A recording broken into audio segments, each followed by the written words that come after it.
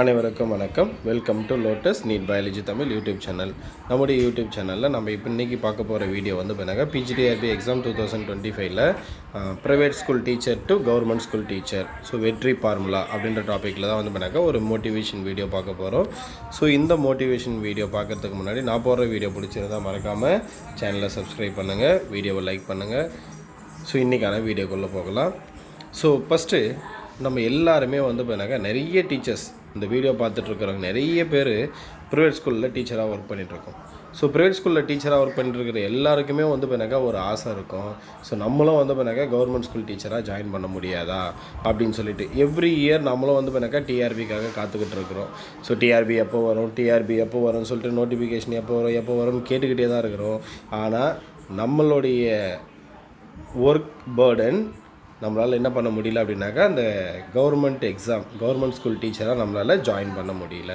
அப்படி என்னென்ன work burden இருக்குது அப்படின்னு நமக்கு எல்லாருக்குமே தெரியும்.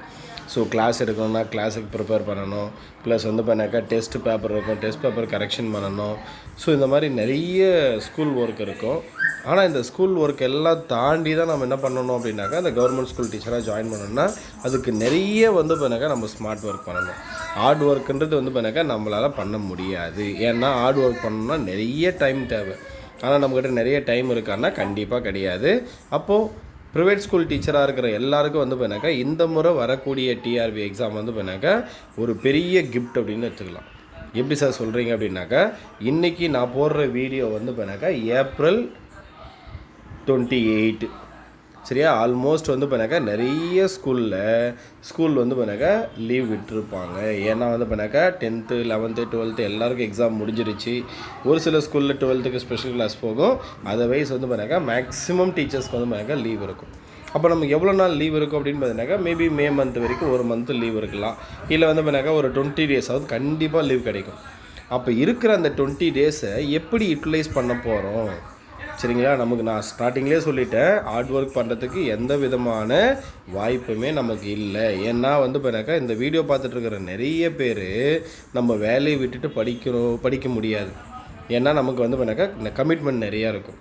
அப்போ வேலைக்கு போயிட்டே தான் படிக்கணும். நமக்கு இன்னும் வந்து பண்ணாக்கா 6 month இருக்குது. அப்போ அந்த 6 month வந்து பண்ணாக்கா கன்சிஸ்டன்சியாக சரியா டெய்லி வந்து பண்ணாக்கா ஒரு 4 to 5 hours அவ்வளோதான் நம்மளால் படிக்க முடியும். அந்த டைமை வந்து பண்ணாக்கா டெய்லியும் படித்தோம் அப்படின்னா கண்டிப்பாக 2025 டிஆர்பியில் நம்ம கிளியர் பண்ண முடியும்.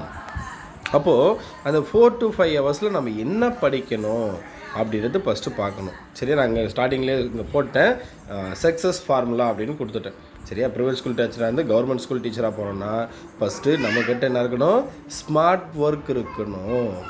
அப்போ அந்த ஸ்மார்ட் ஒர்க் எப்போ வரும் அப்படின்னா ஸ்மார்ட் ஒர்க்குன்றது எதை பேஸ் பண்ணணும் அப்படின்னா இப்போது நாளைக்கு பிஜிடிஆர்பி எக்ஸாம் வைக்கிறாங்கன்னு வச்சுப்போம் சரிங்களா. நம்ம எல்லாருமே ப்ரைவேட் ஸ்கூல் டீச்சராக இருக்கும். ப்ளஸ் வந்து பார்த்தீங்கன்னாக்கா இன்னும் நிறைய பேர் வந்து பார்த்தீங்கன்னா உட்காந்து படிச்சுட்ருக்காங்க. எல்லாருமே நாளைக்கு போய் பிஜிடிஆர்பி எக்ஸாம் எழுதுகிறோம் அப்படின்னா மேக்ஸிமம் படிக்காமே போய் எழுதுனா கூட நம்மளுடைய மார்க் எவ்வளோ இருக்குன்னா 60 to 70 கொஷின்ஸ் வந்துடும். கரெக்டாக 60 to 70 கொஷின்ஸ் வந்துடும் அவுட் ஆஃப் 150.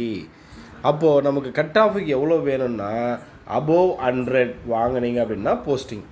அப்போ அந்த அபோவ் 100 வாங்கணும் அப்படின்னா பேலன்ஸ் எவ்வளோ வேணும், 60 மார்க் எடுத்திங்கன்னா பேலன்ஸ் 40, 70 எடுத்திங்கன்னா பேலன்ஸ் 30. அப்போ இதுதான் வந்து நமக்கு இம்பார்ட்டன்ட்.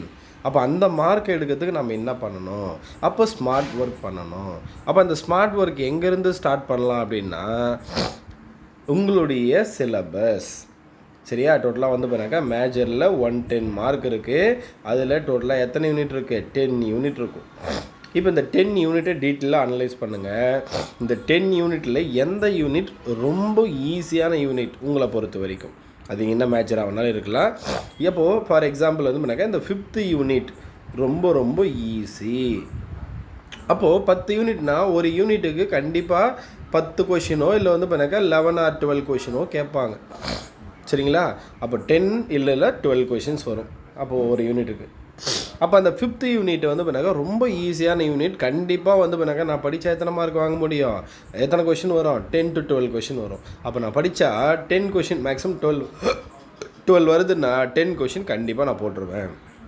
அந்த மாதிரி யூனிட்டை ஸ்டார்ட் பண்ணுங்கள். ஏன்னா நான் என்ன சொன்னேன், மே மந்தில் அட்லீஸ்ட் ஒரு 20 டேஸ் டைம் இருக்குன்னு சொன்னேன். அப்போ அந்த 20 டேஸில் எந்த யூனிட் ரொம்ப ஈஸியாக இருக்குமோ அந்த யூனிட்டை ஸ்டார்ட் பண்ணுங்கள். சரிங்களா? ஸோ இப்படி ஸ்டார்ட் பண்ணுறீங்க. இப்போது அதே மாதிரி இந்த 10 யூனிட்டில் எந்த யூனிட் ரொம்ப கஷ்டமாக இருக்குன்னு பாருங்கள். சரியா? ஈஸியாக இருக்கிற யூனிட்டை எடுத்து படிங்க. 10லேருந்து 12 கொஷின் வரும். அதில் நீங்கள் 10 போட்டிங்கன்னா ஓகே. இருக்கிற 20 டேஸில் 2 யூனிட் படிச்சிங்க அப்படின்னாக்கா 20 மார்க் நம்ம கையில் இருக்குது. சரியா? இப்போ நான் ஸ்டார்டிங்கில் என்ன சொன்னேன், 60 to 70 மார்க் வரும்னு சொன்னேன் இல்லையா?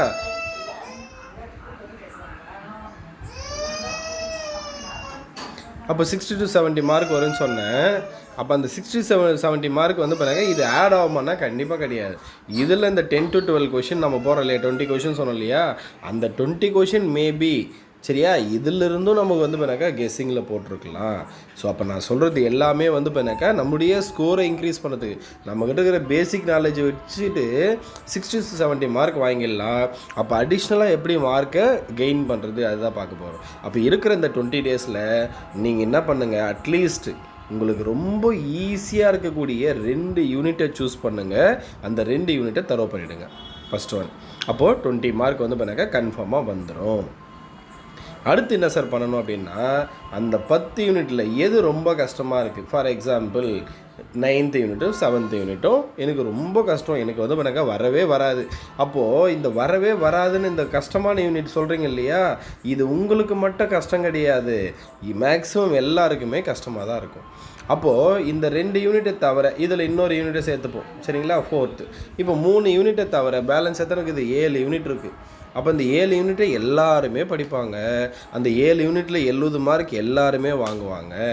அப்போது இந்த 3 யூனிட்டை யார் வந்து பார்த்தீங்கன்னாக்கா படிச்சிருக்காங்களோ அவங்க தான் வந்து பார்த்தீங்கன்னாக்கா இதோட +20, அப்போ 90 மார்க், ப்ளஸ் சைக்காலஜி ஜிகே அதில் ஒரு 25. அப்போ உங்களுக்கு என்னாச்சு, நியர்லி 115. நீங்கள் வந்து பார்த்தீங்கன்னாக்கா top of the table state first ரேங்காக இருப்பீங்க. இப்போ சொல்கிறது புரியுதுங்களா? அப்போ நம்ம என்ன பண்ணணும்னா, இந்த 7 யூனிட் எல்லாரும் படிங்க சரியா? ஆனால் உங்களுக்கு கஷ்டம்னு நினைக்கிறீங்க பார்த்தீங்களா, அந்த 3 யூனிட் சூஸ் பண்ணி வச்சுக்கிட்டு அதில் எந்த டாப்பிக்லேருந்து கொஷின் வரும் அப்படின்னு சொல்லிட்டு கெஸ் பண்ணுங்கள். சரியா? நம்மளால் கெஸ் பண்ண முடியாதுன்னெல்லாம் கிடையாது, கண்டிப்பாக கெஸ் பண்ண முடியும். அப்போது இப்போ வந்து எனக்கு ஃபார் எக்ஸாம்பிள் நான் 4th 7th 9th யூனிட்னு போட்டிருக்கேன். இப்போ இந்த 7th யூனிட் அப்படின்னு எடுத்துக்கிறோன்னு வச்சுங்களேன், இதில் ஏதோ ஒரு பர்டிகுலர் டாபிக் இருக்குது. அப்போ இந்த டாப்பிக்கை மட்டும் என்ன பண்ணுங்கள், ஒரு நாளைக்கு ஒரு டாப்பிக்னு படிங்க. அப்போ இந்த 3 யூனிட்டில் சேர்த்து ஒவ்வொரு யூனிட்லேயும் 20 டாபிக். அப்போ 3 யூனிட்டில் சேர்த்து எவ்வளோ படிக்கிறோம், 60 டாபிக் படிக்கிறோம். இந்த 60 டாப்பிக்கை எத்தனை நாள் எடுத்துக்கிறோம், 60 நாள் எடுத்துக்கிறோம். சரிங்களா? இப்போ 60 நாளில் 60 டாபிக் படிக்கிறீங்க அப்படின்னா அதுலேருந்து அட்லீஸ்ட் ஒரு 15 டாப்பிக்லேருந்து கொஷின் வரட்டும். சரிங்களா? அப்போ 15 டாப்பிக்லேருந்து கொஷின் வந்தால் உங்களுக்கு என்னாச்சு, ஆல்ரெடி வந்து பண்ணாக்கா ஒரு 70 மார்க் போடலான்னு சொன்னோன்னா ப்ளஸ் ஒரு 15 85. சைக்காலஜி ஜிகேயில் வந்து பண்ணாக்கா ஒரு 25 வாங்கினீங்கன்னா கூட சரியா உங்கள் மார்க் எங்கேயோ போயிடும். அப்போது இப்படி தான் வந்து பண்ணாக்கா ஸ்மார்ட் ஒர்க் பண்ணணுமே தவிர அதை விட்டுட்டு எனக்கு கஷ்டமாக இருக்குது, டைம் இல்லை, என்னாட்ட படிக்க முடியல அப்படின்னு சொல்லிட்டு இருந்தோன்னா கடைசி வரைக்கும் கஷ்டப்பட்டுட்டு தான் இருக்கணும். எப்படியெல்லாம் கஷ்டப்படுறோன்னு தெரியும். சரியா? மார்னிங் கிளாஸ் போகணும், ஈவினிங் கிளாஸ் போகணும், சாட்டர்டே கிளாஸ் போகணும். இதே வந்து பண்ணாக்கா கவர்மெண்ட் ஸ்கூல் டீச்சர் ஆகிட்டோம் அப்படின்னா சரிங்களா, Saturday school leave, Sunday school leave, morning வந்து பண்ணாக்கா 9-9:30 தான் ஸ்கூல் ஓப்பனிங்கு, ஈவினிங் வந்து பண்ணாக்கா 4-4:30 வந்து பண்ணாக்கா க்ளோசிங்கு. ஸோ இவ்வளோ வந்து பண்ணாக்கா அட்வான்டேஜஸ் இருக்குது. அது மட்டும் இல்லாமல் சேலரி. அடுத்தது ஜாப் செக்யூரிட்டி. ஸோ எப்போவுமே வந்து பண்ணாக்கா பர்மனெண்ட் ஜாபாக மாறிடும். ஸோ இவ்வளோ விஷயத்தை என்னெல்லாம் பெனிஃபிட்ஸ் எல்லாம் இருக்குமோ அதெல்லாம் எழுதி வச்சுக்கோங்க. அதை திரும்ப படிக்கும்போது நமக்கு படிக்கணும்னு எண்ணம் வரும். சரிங்களா? நமக்கு கிடைக்கிறது ஒரு 1/2 hour. அந்த 1/2 hourல ஒரு சின்னதாக ஒரு டாபிக் படிங்க. மேபி அந்த சின்ன டாப்பிக்லேருந்து ஒரு கொஷின் வரலாம். சரியா? எனக்கு ஒரு 1 hour கிடைக்குது, அந்த 1 hourலேருந்து ஒரு டாப்பிக்கை படிங்க.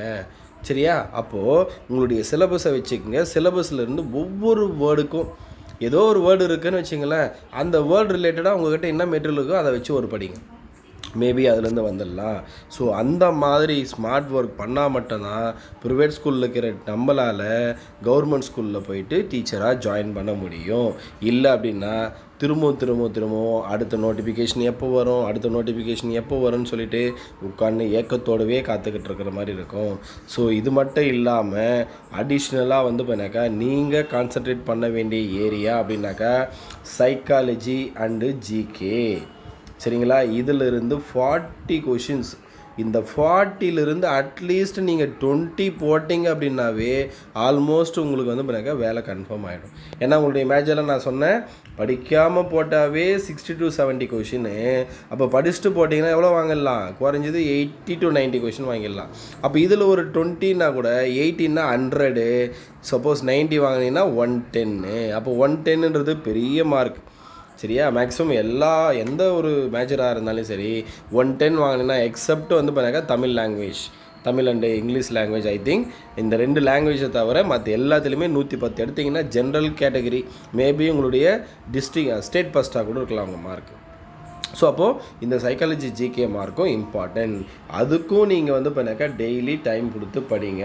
நம்ம இதுக்கு முன்னாடி வரைக்கும் யோசிச்சிருப்போம், நான் சைக்காலஜியில் என்ன படித்தாலும் வரல, ஜிகேயில் 10 கொஷினுக்கு நான் இவ்வளோ படிக்கணுமா, இந்த மாதிரி நிறைய இருக்கும். ஆனால் அது எல்லாம் பார்த்தா வேலைக்கு ஆகாது. இங்கே எல்லாருமே வந்து பண்ணாக்கா வேலை நான் வாங்க முடியலன்னு சொல்கிற எல்லாருமே சொல்கிற ஒரே ஒரு விஷயம், எனக்கு வந்து பண்ணாக்கா 2 மார்க்கில் போயிடுச்சு 3 மார்க்கில் போயிடுச்சுன்னு தான் சொல்லுவாங்க. அப்போ அந்த 3 மார்க் 2 மார்க் ஏன் நம்ம சைக்காலஜி ஜிகேலேருந்து வாங்கக்கூடாது? நீங்கள் நினைக்கிற மாதிரியே தான் எல்லோரும் நினைப்பாங்க. சைக்காலஜி நான் என்ன படித்தாலே வரல அப்படின்னு எல்லாம் நினைப்பாங்க. ஜிகே நான் என்ன படித்தாலே வரல, கொஞ்சத்துக்கு இவ்வளோ படிக்கணுமோ அப்படின்னு நினைப்பாங்க. சரிங்களா? ஸோ எல்லாருமே அப்படி நினைக்கும் போது நம்ம அப்படி நினைக்கக்கூடாது. நம்ம வந்து கொஞ்சம் மாற்றி அதுவும் இம்பார்ட்டன்ட், அது கொஞ்சம் இம்பார்ட்டன்ஸ் கொடுத்து படிச்சிங்கன்னா கண்டிப்பாக அதுலேருந்து ஒரு 20 மார்க் வாங்கலாம். 20 மார்க் வாங்கினீங்கன்னா நீங்கள் கண்டிப்பாக போஸ்டிங் வாங்கிறதுக்கு நிறைய பாசிபிலிட்டிஸ் இருக்குது. ஸோ எனக்கு தெரிஞ்சு ப்ரைவேட் ஸ்கூல்லேருந்து டீச்சராக வரணும் அப்படின்னா எனக்கு தெரிஞ்சு இதுதான் சக்ஸஸ் ஃபார்முலா. ஸோ இதை ஃபாலோ பண்ணுங்கள். கண்டிப்பாக வந்து பண்ணாக்கா கவர்மெண்ட் ஸ்கூல் டீச்சராக மாறலாம். இடையில் எப்போல்லாம் உங்களுக்கு வந்து பண்ணாக்கா டைம் கிடைக்குதோ, ஒரு சண்டே கிடைக்குதா அந்த சண்டேவும் யூஸ் பண்ணிக்கங்க, சாட்டர்டே கிடைக்குதா சாட்டர்டே யூஸ் பண்ணிக்கங்க. Government school teacher government leave கிடைக்குதா கவர்மெண்ட் லீவை யூஸ் பண்ணிக்கோங்க. ஏன்னா வந்து பண்ணாக்கா இந்த அடுத்து வரக்கூடிய 6 மாதம் நீங்கள் வந்து பண்ணாக்கா கரெக்டாக கிடைக்கிற டைமெல்லாம் யூஸ் பண்ணிட்டீங்க அப்படின்னா அடுத்த 6 மாதம் கழித்து நமக்கு போஸ்டிங் ஆர்டர் கொடுக்கும்போது நமக்கும் போஸ்டிங் ஆர்டர் வரும். அப்போ நமக்கு நிறைய டைம் இருக்கும். அந்த டைமில் வந்து பண்ணாக்கா ஃபேமிலியோட நிறைய டைம் ஸ்பெண்ட் பண்ணலாம். ஸோ இதெல்லாம் மைண்டில் வச்சுக்கிட்டு உட்காந்து கான்சன்ட்ரேட் பண்ணி படிங்க, கன்சிஸ்டன்சியாக படிங்க. கண்டிப்பாக வரக்கூடிய பிஜிடிஆர்பியில் நம்மளும் பாஸ் பண்ணி ப்ரைவேட் ஸ்கூல்லேருந்து கவர்மெண்ட் ஸ்கூலில் போகலாம் அப்படின்னு சொல்லி இந்த வீடியோ முடிச்சுக்கிறேன். நன்றி, வணக்கம்.